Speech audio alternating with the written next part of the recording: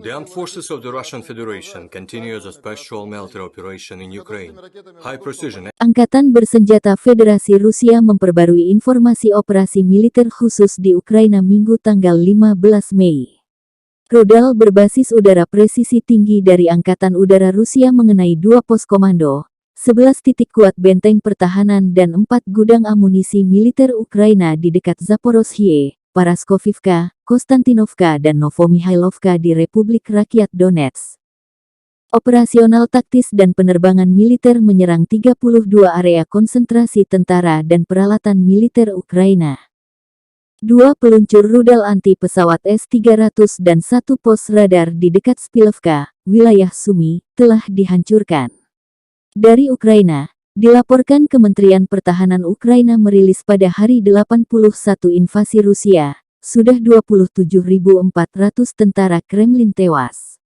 Dalam 24 jam, 200 tentara musuh dieliminir di sejumlah lokasi. 28 kendaraan tempur Rusia dicegat dan dihancurkan. Secara total, sudah 200 pesawat tempur dan 164 helikopter ditembak jatuh. Juga 416 drone Kremlin dihancurkan di udara. Belum ada tanda-tanda dua pihak berdamai.